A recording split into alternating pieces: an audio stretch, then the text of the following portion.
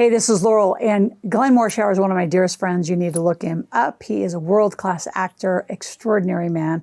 And Ken Wells, his best friend, is a live podcaster and does everything live on Amazon. Just an amazing entrepreneur. So these two gentlemen are my guest on my 400th podcast. We have taken that podcast and we broke it into 4 YouTube episodes. So we're going to go through each one of them. It's a 4-part series with Glenn and Ken. The first one today is about designing your life and how to actually put those components together. Specifically, we're going to talk about collaboration and connection and how do you build that community around you. The second thing we're going to talk about is design versus destiny. What's really your destiny versus what's the design of your life, and how do you balance that? And then the last thing we want to talk about in this first of 4 parts is just intentional change, about being extremely motivated, committed, we call it jumping, living a decided life, living with intention. So let's listen in to the first of 4 parts.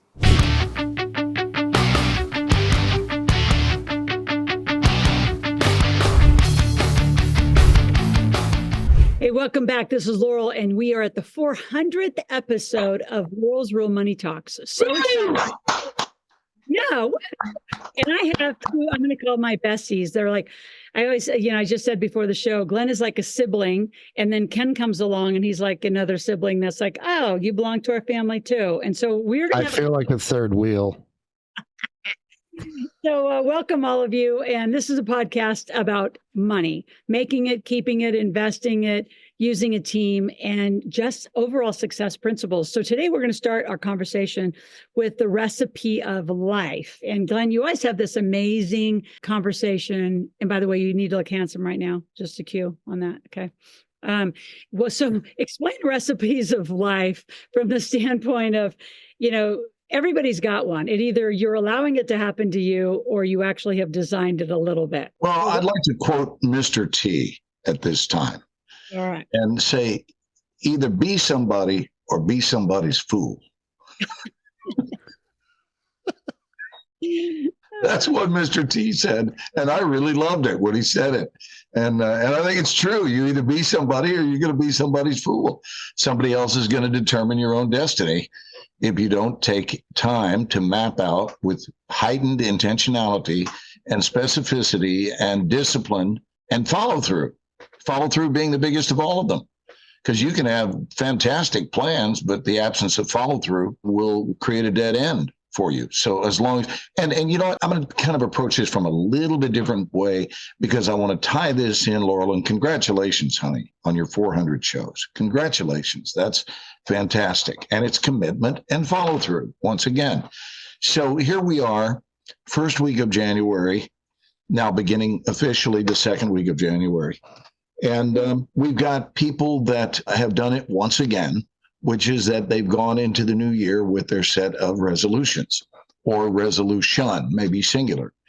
And I'd like to shed some light on why those don't work, because maybe those resolutions are tied in with money, who knows? But the idea is that the calendar is going to wave a magic wand over your life, and that suddenly everything is going to get dramatically better. There's the wand. There it is. Thank you for acting that out. It's going to get better than it was. Am I the only one who doesn't have a wand? Yep. Oh, apparently. I'm offering this wonderful lesson, and I'm wandless. I'm going to send you one. I actually have one similar to my lovely wand, so I'll send you one. So back to about the magic wand and follow through. So we've all seen Sleepless in Seattle. Well, I'm wandless in Dallas. So here's the thing. The calendar is not going to repair your life. The calendar itself is not going to make your life better. The fact that it's January officially is neutral. It's not good. It's not bad. It's just neutral, and it's a new month. So I heard someone in my class, and I steered them differently when they said this. I heard someone say, new year, new me. And I thought, actually, it's the reverse. It's new me, new year. So if you have a new you, then you will have a new and better and different year. But the year itself is not going to magically get better. This whole human foolishness of hoping, wishing, and wanting endlessly for change. I want change. I hope for change. I hope it'll get better. We're going to be so much better in 2025. Well, I don't know. Are we? And it's up to us. And it all comes down to one thing and one thing only, and that's the implementation of better choices. Nothing more. Life is a compilation of choices. If you make better, different and better choices, you'll have a different and better year. Money is one of many areas where that will reflect itself to be an accurate approach to living. Make better choices, you'll have a better year. That I'll promise you. Ken Walls knows more about this on this subject.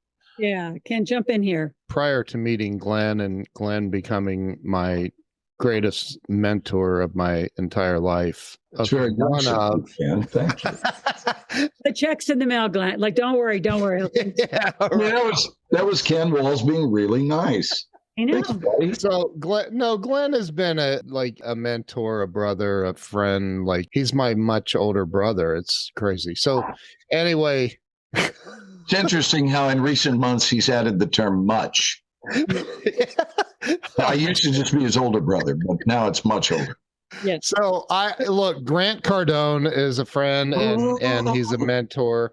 And I met him in 2014, and I was already doing very well in life, as far as financially and everything else. But he really helped me remove blinders I didn't even know I had. And the way that he helped me do that is see that I was still flying under the radar of life. He talks about the new year, new me thing and the resolutions. And I probably at some point in my life had written resolutions, but now I write my goals down in the morning and I write them down at night every single day, 365 days a year, 366 on leap year. So, and the whole thought process behind that, which makes sense because repetition is the mother of all teachers. The whole thought process is, well, if I write my goals and I'm designing my life literally every single day by doing that, and I do it 730 times in a year, as opposed to the person who writes down resolutions or whatever, maybe. Or things to get at the grocery store. Right. Or what? Or maybe their full plan is just things to get at the grocery store. That's the extent of what they write down. I would say that probably 90% of most people, they spend more time planning their vacations than they do planning their lives. And I've gone stretches of time without writing those down. And guess what happened? I lost track of where I was going, so it's so vital to me. I have a notepad right next to me at all times. And when I get up in the morning, it's the first thing I do. And before I go to bed, even if I can't hold my eyes open, I write down at least 5 of my goals and, affirmations and stuff. So it's important to me to design my own life.